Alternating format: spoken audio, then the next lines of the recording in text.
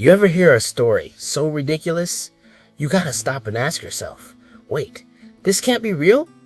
Yeah, this is one of those. So picture this, it's the early 1800s, Napoleon Bonaparte, the Napoleon short king, hat tilted, army so cold they had Europe shook, had just signed a peace treaty. My man had conquered, commanded, and collected every W you could imagine. He's feeling himself.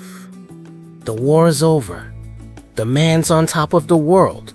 So what does a French emperor do to celebrate?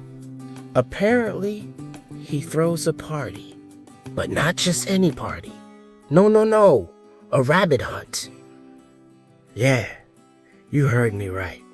Napoleon wanted to unwind by chasing bunnies. Now that's already weird, but hold on. It gets way worse. So he tells his chief of staff, hey, organize a little hunt for me and the generals. Something light, something fun. And this guy, who I swear must have been the first overachiever in history, says, say less, boss. And he goes and orders thousands of rabbits. Yeah, not 10, not 50, thousands. Imagine thinking you're about to have a chill afternoon. Next thing you know, you're surrounded by a full-blown Easter apocalypse. Now, depending on who you ask, it was somewhere between 2,000 and 3,000 rabbits. That's not a hunt, that's a bunny convention. So the day comes, Napoleon rolls up looking royal.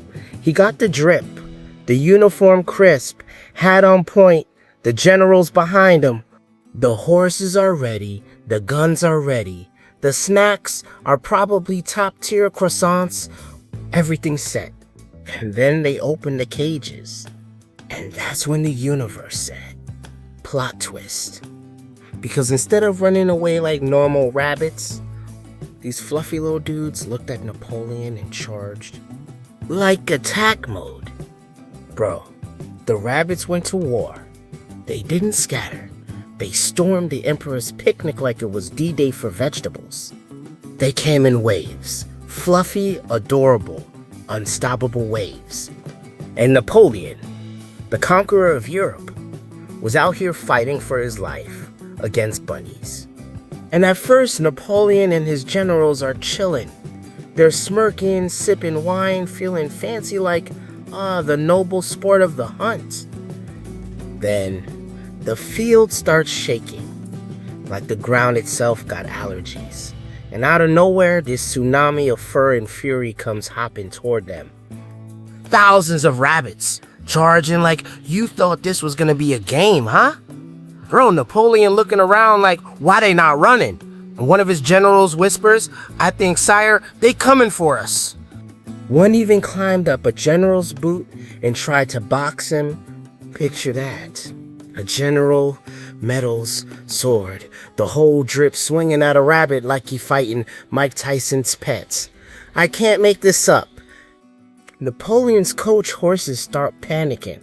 They rear up, they neigh, they trying to back out the field like, nah, boss, I didn't sign up for no bunny battle. And these rabbits, they don't care. They information, frontline fluff, elite hop squad, straight up infantry of cute chaos. But these rabbits, they had no fear. They had no mercy. They had carrots on sight. So Napoleon tries to keep his cool. He's yelling commands like, form a line, hold your fire. But you can't form a line when you're getting swarmed by 500 furballs per square foot. One rabbit jumps in his lap, the emperor, and starts climbing his coat like it's a mountain. Napoleon's trying to flick it off like, get off me, creature. But it's too late. The whole army's retreated. The conqueror of Europe, defeated by rabbits. And not just defeated, humiliated. Because these weren't wild rabbits. Oh no, the organizer accidentally bought tame farm rabbits, the kind raised for food. So when they saw people show up with baskets and food, they didn't see hunters. They saw the lunch delivery service. Bro, they thought Napoleon brought snacks. That's why they charged. They wasn't mad, they was hungry. You mean to tell me the most powerful man in Europe got jumped by his own catering order? You can't write this. So eventually, Napoleon's men, full-grown soldiers, start running for the carriages, kicking bunnies off their boots. Some try shooting in the air to scare them off, but nah, them rabbits built differently. That's history, baby. So boom, Napoleon and his army are sprinting off that field like they late for Judgment Day. You got horses running, generals tripping, and rabbits still hopping after them like, where y'all going? We just getting started. Napoleon's coat all scuffed up. Generals got fur in their boots. It's chaos. The man who conquered Europe can't conquer Easter. When they finally make it to the carriages, Napoleon's coach driver looking at him like, "You okay, sire?" And Napoleon, dead serious, just mutters, "Drive." They take off down the road. The whole royal squad looking out the windows like, "Yo, are they still coming?"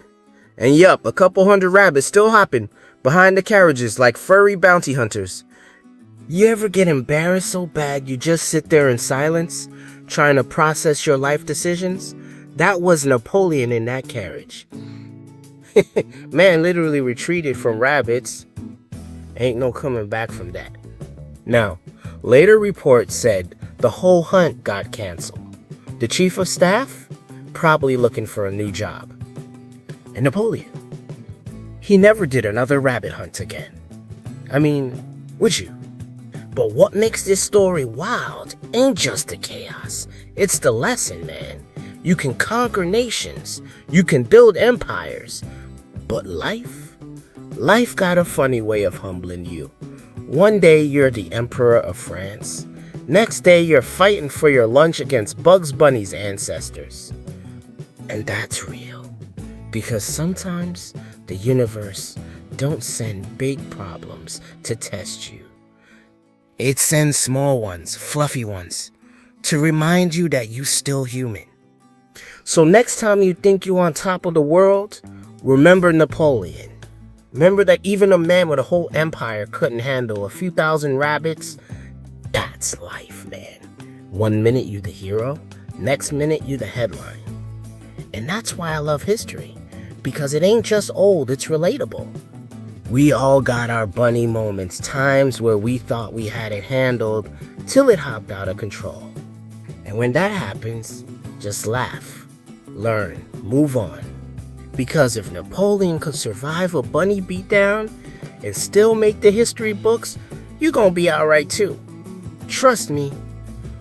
I'm Maciah, and this has been WTF History Edition. Stay curious and stay out of rabbit fights. Drop a bunny in the comments if you want to hear more WTF moments in history.